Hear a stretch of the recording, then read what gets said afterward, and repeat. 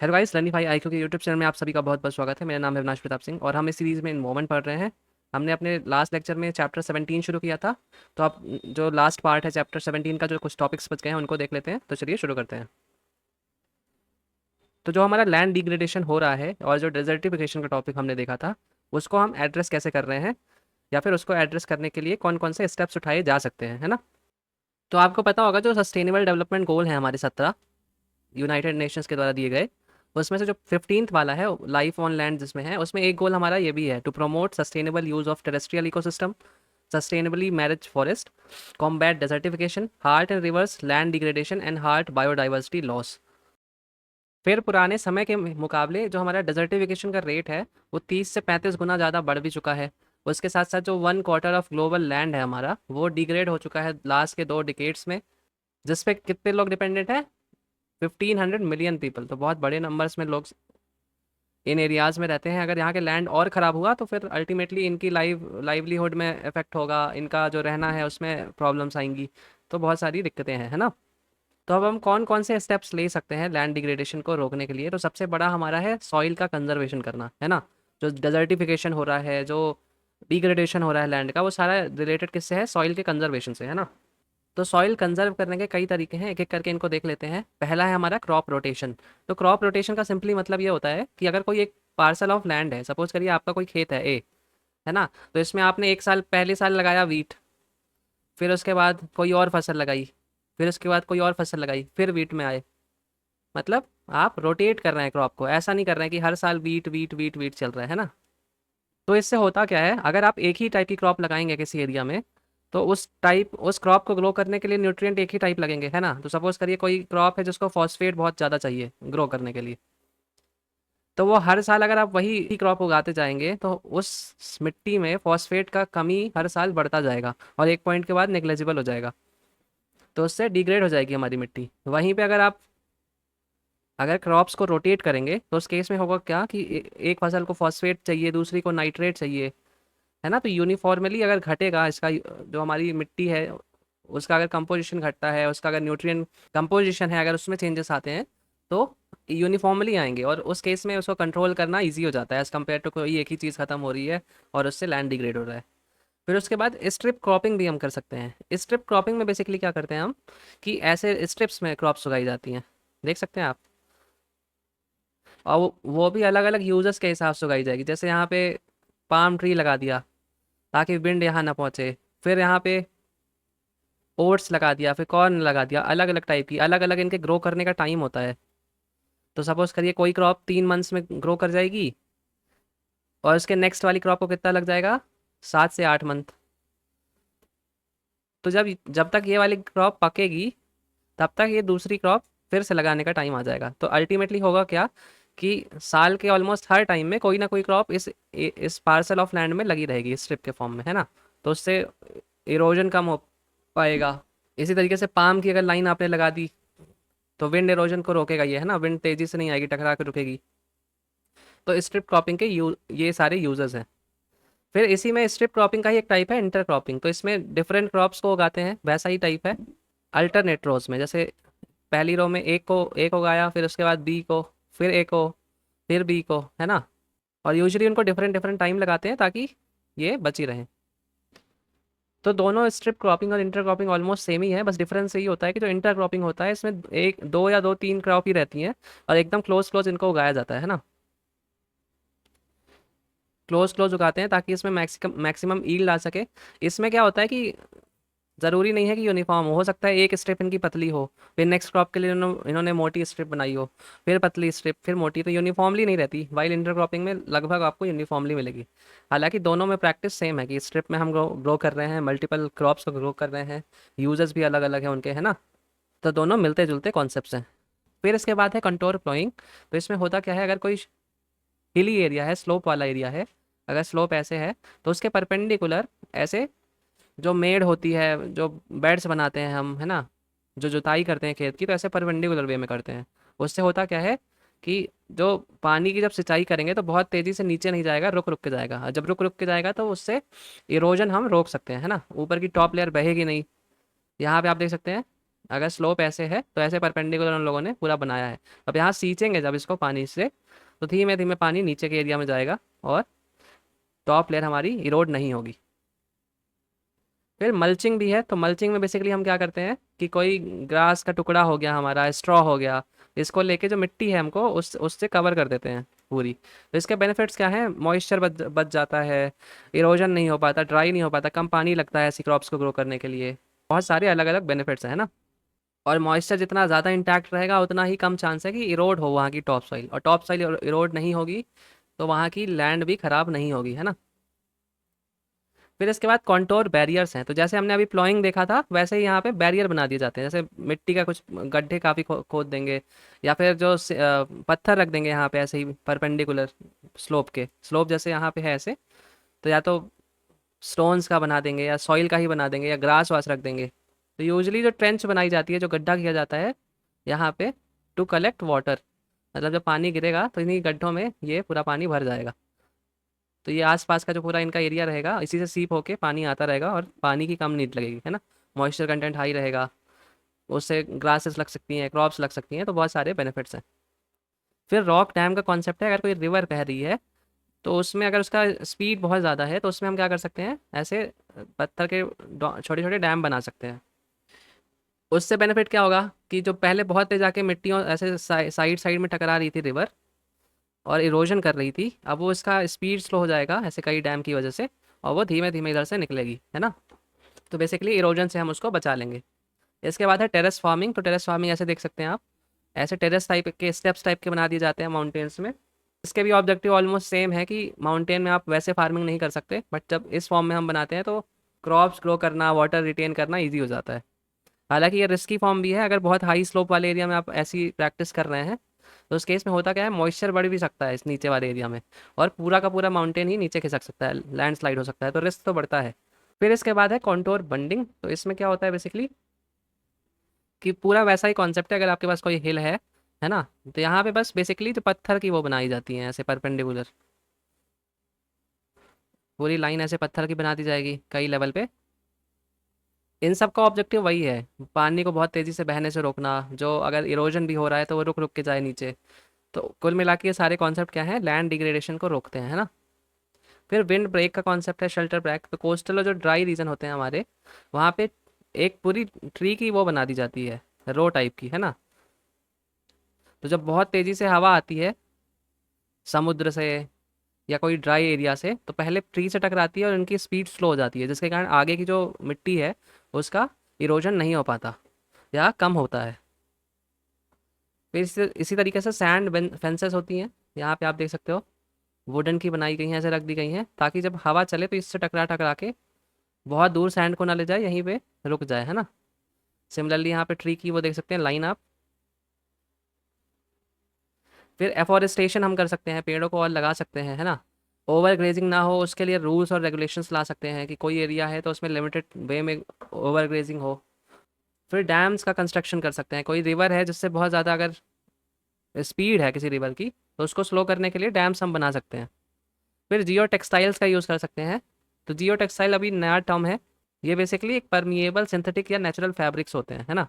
इनको बनाया क्यों जाता है ऐसे, आप देख सकते हैं जैसे कोई क्रॉप लगानी है तो उसके ऊपर ये इसको लगा के ऐसे रख देंगे, इससे बहुत सारे बेनिफिट्स हैं। जैसे सॉइल रिटेन रहती है, इस स्ट्रक्चर में मजबूती आती है, मॉइस्चर ज़्यादा देर तक कंटेंट रहता है वहाँ पे, तो बहुत सारे इस तरीके से बेनिफिट्स होते हैं ऐसे। फिर जो हमारे सिंथेटिक जियो टेक्सटाइल हैं यूजुअली किससे बने होते हैं, पॉलीप्रोपाइलीन या पॉलिएस्टर से। फिर नेचुरल जियो टेक्सटाइल भी होते हैं, जूट, कोकोनट, कॉयर से भी बनते हैं। तो अलग अलग इसके यूजेस हैं, इनका यूज़ करके भी हम इरोजन रोक सकते हैं और लैंड मैनेजमेंट को और सस्टेनेबल बना सकते हैं। फिर यूपीएससी 2020 का क्वेश्चन है, in rural road construction the use of which of the following is preferred for ensuring environmental sustainability और टू रिड्यूस कार्बन फुटप्रिंट्स। तो पहला है copper slag, cold mix asphalt technology, geotextiles, hot mill mix asphalt technology और Portland cement. तो इसमें बोल रहा है कौन कौन सा हम यूज़ करते हैं टू रिड्यूस कार्बन फुटप्रिंट या फिर एनवायरमेंटल सस्टेनेबिलिटी को बढ़ाने के लिए। तो इसका आंसर है 1, 2 एंड 3 ओनली। पोर्टलैंड सीमेंट और हॉट मिक्स एसफाल्ट टेक्नोलॉजी इसमें नहीं आता। फिर एक हमारा इंपॉर्टेंट कन्वेंशन है, United Nation convention to combat desertification. तो ये आया किसके साथ था, कन्वेंशन ऑन बायोलॉजिकल डाइवर्सिटी, जिसको हम CBD बोलते हैं, इसके साथ आया था। और United nation framework convention for climate change. तो इसके इन दोनों के साथ ही आया था। ये सब निकले किस समिट में थे? 1992 के रियो डी जेनेरियो में जो अर्थ समिट हुआ था वहाँ से निकले हैं। यूएनसीसीडी को 1994 में पेरिस में इस्टेब्लिश किया गया था और it has been ratified by 196 countries और यूरोपियन यूनियन। इंडिया ने भी 1996 में इसको रेटिफाई कर लिया था। तो इसके बारे में इंपॉर्टेंट बात क्या है कि it is the only legally binding international agreement that link environment and development to sustainable land management, है ना। आपको एक बात याद रखनी है कि वर्ल्ड में जितने भी कन्वेंशन हैं उसमें बहुत ही कम ऐसे हैं जो लीगली बाइंडिंग है। तो यूएनसीसीडी उनमें से एक है ना हमारा, कि it is the only legally binding instrument. क्योंकि लीगली बाइंडिंग जब इंस्ट्रूमेंट होता है तो कंट्रीज ज्वाइन नहीं करती। तो इतना सक्सेसफुल कोई और इंस्ट्रूमेंट नहीं है वर्ल्ड में जिसको 196 कंट्रीज ने रेटिफाई भी करा हुआ है despite it being a legally binding instrument. तो यूएनसीसीडी जैसे नाम से पता चलता है कि it is convention to combat desertification, मतलब इसके जो एक्शंस होंगे वो लैंड डिग्रेडेशन के अगेंस्ट होंगे, है ना। तो ये बोलता क्या है कि जो जो कंट्रीज इसको ज्वाइन कर रही हैं इस कन्वेंशन को, या जिन्होंने ज्वाइन किया है, उनको नेशनल एक्शन प्रोग्राम्स बनाने पड़ेंगे अपनी कंट्रीज़ में जाके। और जो लोकल कम्युनिटी है, ग्रास रूट लेवल पे कम्युनिटी है, बॉटम अप अप्रोच यूज़ करके नीचे से लेके पूरा डिग्रेडेड जो लैंड है उनको रिस्टोर करना पड़ेगा। फिर ग्लोबल मैकेनिज्म भी बनाया गया था इसी के अंदर, ताकि जो पैसा है, फाइनेंशियल रिसोर्सेज, मान लो कोई डेवलप्ड कंट्री है उसको इतनी ज़रूरत नहीं है इस चीज़ में, तो वहाँ से पैसा लेके हम जो लेस डेवलप्ड कंट्रीज़ हैं उनको दे दें, है ना, पुअर कंट्रीज़ हैं उनको दे दें। तो इसके लिए ग्लोबल मैकेनिज्म भी इसके अंदर बनाया गया है। फिर इसकी कॉन्फ्रेंस ऑफ पार्टीज़ है जो सुप्रीम डिसीजन मेकिंग बॉडी है यूएनसीसीडी की। मतलब कोई भी डिसीजन लेना है रिगार्डिंग कुछ अपडेट करना है, कुछ हटाना है इस कन्वेंशन से, तो यही मीटिंग लेती है। हर 2 साल में एक बार होती है, सारी कंट्रीज़ जाती हैं यहाँ पे, है ना, 2 साल में एक बार। तो इसकी इंपॉर्टेंट कुछ अभी रिसेंट वाली कॉप देख लेते हैं हम। तो जो कॉप 13 थी 2017 में हुई थी चाइना में। फिर कॉप 14 न्यू दिल्ली इंडिया में हुई थी 2019 में। फिर 2022 में एडिबजान में हुई थी, है ना, कॉप 15। फिर उसके बाद सऊदी अरबिया में हुई है कॉप 16 2024 में, और मंगोलिया की है 2026 में शेड्यूल्ड, है ना। तो जो हमारी इंडिया वाली थी कॉप, उसका थीम क्या था? Restore land sustainable future. हालांकि अब ये बहुत पुराना भी हो गया है तो उतना कोई इंपॉर्टेंट नहीं है। और भी आपको ऐसे कॉप के कई डिटेल बुक में मिल जाएंगे देखने को, तो एक बार रीडिंग कर लीजिए। उनमें से कुछ जो हाईलाइटेड है, इंपॉर्टेंट आपको लगता है, बस वही याद कर लीजिए। बाकी हर एक कॉन्फ्रेंस ऑफ पार्टीज़ में क्या हुआ, क्या बोला गया, किस बारे में बात हो रही है, तो ये सारा इतना डिटेल में आप याद नहीं कर सकते लॉन्ग टर्म में, है ना। फिर यूएनसीसीडी का वर्क और इम्पैक्ट उसने क्या जनरेट किया है अभी तक वो देख लेते हैं। तो पहले तो ये सारी प्रैक्टिसेस को प्रमोट करता है जो अवॉइड करती हैं, रिड्यूस करती हैं या रिवर्स करती हैं लैंड डिग्रेडेशन को। फिर जो हमारा सस्टेनेबल डेवलपमेंट गोल 15 है अभी जो हम देख रहे थे, उसके साथ साथ लैंड डिग्रेडेशन न्यूट्रलिटी है जो लास्ट लेक्चर में हमने देखा भी था। उन दोनों को अचीव करने के लिए यूएनसीसीडी ही एक्चुअल ड्राइविंग फोर्स है। मतलब एक्चुअल जो काम कर रहा है यूएनसीसीडी ही कर रहा है। फिर इसमें 2 इनिशिएटिव हैं। द ड्रॉट इनिशिएटिव, तो इसका काम क्या है? To promote a shift to proactive डॉट मैनेजमेंट। तो ड्रॉट किन एरियाज़ में होती है उसको मॉनिटर करना, प्रोएक्टिव तरीके से मेजर्स लेना कि उस एरिया में ड्रॉप ना हो, है ना, प्लानिंग करना, पहले से एक्शंस लेके रखना, तो प्रोएक्टिव वे में ड्रॉट का मैनेजमेंट करना। तो ड्रॉट इनिशिएटिव के अंदर वो है। फिर ग्रेट ग्रीन वॉल इनिशिएटिव है। तो अफ्रीका की जो मैं पहले बता रहा था, तो ये पूरा जो मिडिल एरिया होता है ना अफ्रीका का, इसको हम साहेल रीजन बोलते हैं। तो ये बेसिकली जो यहाँ पे सहारा डेजर्ट है पूरा ऊपर, है ना, और ये नीचे ट्रॉपिकल एरिया है जहाँ पे बहुत घने फॉरेस्ट हैं, तो इन दोनों के बीच का एरिया है। तो अब यूजुअली हो क्या रहा है कि यहाँ का जो सहारा डेजर्ट है वो नीचे की तरफ ऐसे मूव कर रहा है, मतलब यहाँ का लैंड डिग्रेड होता जा रहा है धीमे धीमे। तो उसी को रोकने के लिए, उसी को काउंटर करने के लिए the great green wall initiative ये लाई गई थी। जो अफ्रीकन यूनियन है उसने लाई थी ये इनिशिएटिव। तो देख सकते हैं बेसिकली रूट क्या है इसमें, क्या प्लान करेंगे कि पूरी वेजिटेशन से ऐसी एक लेयर बना देंगे, है ना, यहाँ से लेके यहाँ तक एक्रॉस जो हमारा अफ्रीका है। जब वेजिटेशन से एक्टिवली हम ऐसे बनाएंगे तो उससे होगा क्या कि एक लेवल के बियॉन्ड हम प्रिवेंट कर देंगे कि अब आगे नहीं बढ़ेगा वो। क्योंकि यूजुअली स्टेप तो यही होता है कि पहले हमारे ट्री खत्म होते हैं उस एरिया से, फिर ग्रासलैंड बनता है, ग्रासलैंड भी खत्म हो जाता है, फिर ग्रासलैंड के खत्म होते ही डेजर्ट आ जाता है वहाँ पे। तो जब हम एक्टिवली यहाँ पे प्लांट्स को लगाएंगे, ये जितना लैंड है उसको रिस्टोर करेंगे, तो उस केस में होगा क्या कि उसके आगे का एरिया भी अपने आप इसी के इन्फ्लुएंस में सुधर जाएगा, है ना। या कह लीजिए यहाँ से ग्रासलैंड थोड़ी ऊपर की तरफ बढ़ेगा। तो यहाँ पे वही इन्फॉर्मेशन दी हुई है कि साहिल रीजन जो है हमारा ट्रांजिशनल जोन है between Sahara in the north and tropical savanna to the south. फिर ये ग्रेट ग्रीन वॉल इनिशिएटिव के बारे में दिया हुआ है यहाँ पे। 2007 में लॉन्च की गई थी बाई अफ्रीकन यूनियन। तो ऑलमोस्ट कितना एरिया इसमें हम रिस्टोर करेंगे? 100 million hectares of degraded land. इससे कुछ जॉब्स भी क्रिएट होंगी 10 मिलियन के अराउंड बाई 2030। तो 2030 तक का ऑब्जेक्टिव लिया है या फिर एम लिया है हमने। लेकिन फिर भी जो इसमें प्रोग्रेस है अभी काफ़ी स्लो है, क्योंकि अभी तक इसमें सिर्फ 18% ही काम हुआ है। तो अगर कोऑर्डिनेशन नहीं रहेगा तो हो सकता है कि 2030 का टारगेट भी फुलफिल ना हो पाए। सक्सेसफुल कंट्री कौन है इस मामले में? ग्लोबल लीडर जो है चाइना। तो चाइना के पास अब जो हमारा वेस्टर्न चाइना है ना, इधर पे ऐसे चाइना कुछ है, तो चाइना का जो वेस्टर्न पार्ट है ये पूरा डेजर्ट है ना। तो लोगों लोगों के साथ मिलके चाइना ने बहुत एक्टिवली अपने एरिया में जो डेजर्ट है उनको ग्रीन करने का काम किया है। तो सबसे अच्छी प्रोग्रेस उसी की है। फिर इसके बाद है यूएनसीसीडी की ग्लोबल लैंड आउटलुक रिपोर्ट। ये हर 2 साल में ऑलमोस्ट रिलीज़ करता है ये। उसमें वही डाटा देता है कितनी हम प्रोग्रेस कर रहे हैं, कितने पीछे हैं, कितना लॉस हो चुका है, कितना बेनिफिट हो रहा है, वो सारी चीज़ों का। तो एक बार इसको आप रीडिंग कर लीजिएगा डाटा को, है ना। जैसे वाटर स्कैसिटी के बारे में बता रहा है, ड्रॉट के बारे में बता रहा है। फिर अगर क्लाइमेट चेंज से लड़ना है तो उसके लिए हमें कितना कॉस्ट लगेगा, डेजर्टिफिकेशन फ्रॉम कंजर्वेशन पर्सपेक्टिव भी है, importance of reversing land degradation है। तो एक बार इसकी आप रीडिंग कर लीजिएगा इंपॉर्टेंट पॉइंट्स की। That will be more than enough. UPSC के 2020 में ये क्वेश्चन आया था, the process of desertification does not have climatic boundaries, justify with example. तो इसको भी आप जब रिपोर्ट पढ़ेंगे तो कहीं ना कहीं इसको आंसर कर पाएंगे आप, है ना।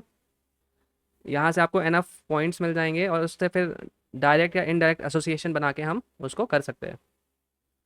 इसके बाद है लैंड डिग्रेडेशन न्यूट्रलिटी इनिशिएटिव। तो सबसे पहले ये कॉन्सेप्ट आया कब था? 2012 में आया था, UN conference on sustainable development, जो रियो +20 था उसमें। उसके बाद 2015 में ये जो लैंड डिग्रेडेशन न्यूट्रलिटी है, ये टारगेट किसका बना था? SDG 15 का।